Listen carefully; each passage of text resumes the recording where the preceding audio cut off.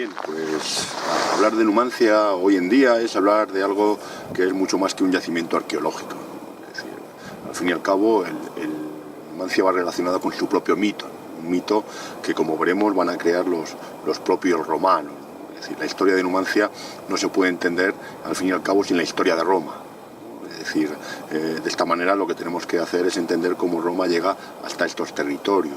Esto se entra o se ubica siempre dentro del contexto de lo que se conoce como la Segunda Guerra Púnica. La Segunda Guerra Púnica lo que hizo, en resumen, es enfrentar a las dos grandes potencias que había en ese momento en el mundo mediterráneo, que eran Cartago y Roma, ¿no? Estamos hablando de finales del siglo III a.C.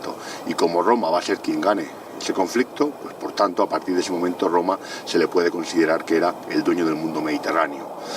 Parte de este conflicto, bueno, pues va a ser la propia península ibérica, ¿no? De hecho, se desencadena por la toma de Sagunto por parte de las tropas de Aníbal en el 219 a.C.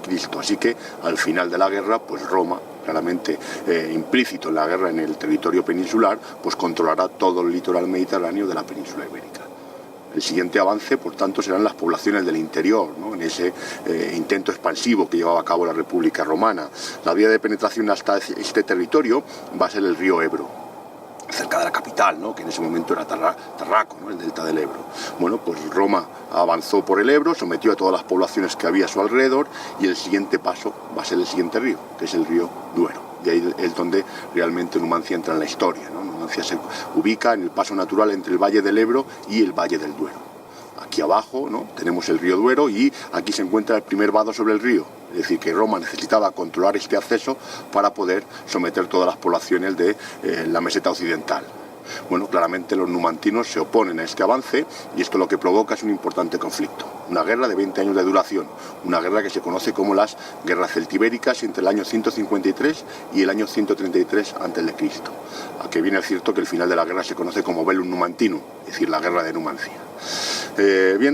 Hablar de Numancia es hablar, como digo, de mucho más que de un propio o de un único yacimiento, ¿no? Numancia a día de hoy es el yacimiento más extensamente excavado, por tanto el que más conocimiento ha aportado a lo que es la cultura celtibérica, con elementos únicos, como puede ser la propia cerámica numantina, donde ellos van a plasmar en la cerámica todas sus tradiciones, ¿no? Sacrificios, combates rituales, etcétera.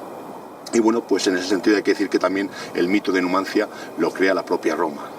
Los datos que tratamos nos hablan de que en esos 20 años de guerra los romanos llegaron a sufrir pérdidas en torno a 60 y 80.000 hombres.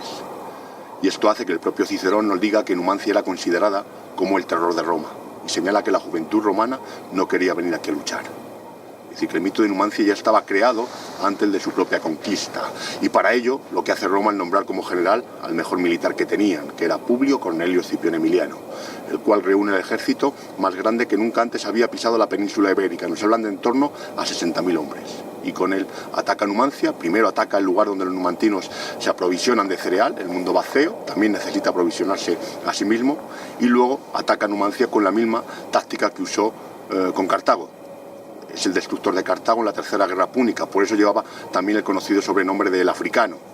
Y bueno, pues Escipión lo que hace es cercar la ciudad, distribuye 7 campamentos alrededor de esta y los une por un potente muro de 9 kilómetros de perímetro, cerrando el que ya es, ¿no?, para nuestra historia, el cerco romano del Escipión.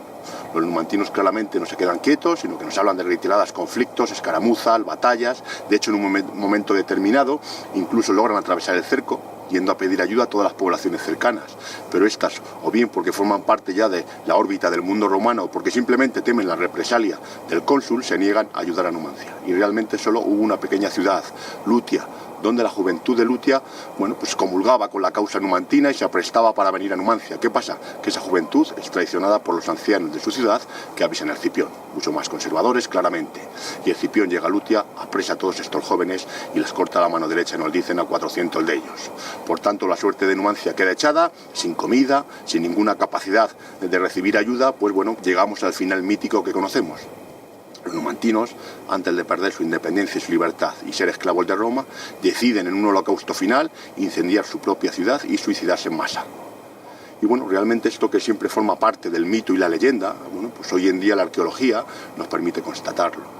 El actual equipo arqueológico lleva 20 años trabajando en este yacimiento, y no solamente hemos podido documentar ese nivel de incendio, sino que también lo hemos podido fechar.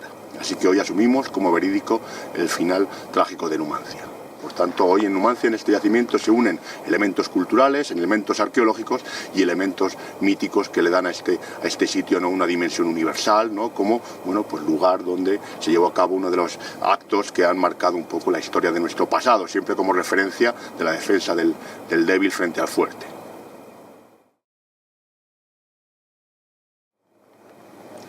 Bueno, hoy Numancia es un yacimiento visitable y accesible al público, es decir, está marcada por una serie de hitos, ¿no?, que, bueno, claramente nos marcan dos ciudades, ¿no? La primera celtibérica, ¿no?, que está representada en 2 tramos de muralla reconstruida, en una casa reconstruida, y bueno, pues a posteriori, como la ciudad es repoblada en época romana, bueno, pues vemos características también de la ciudad romana, ¿no?, las calles, los aljibes, las casas, el barrio sur con casas nobles, etcétera. Todos estos elementos son explicables. En Numancia a día de hoy llevamos una gestión integral, ¿no?, donde, bueno, claramente la idea es que todo el mundo lleve información añadida, ¿no?, con la visita guiada.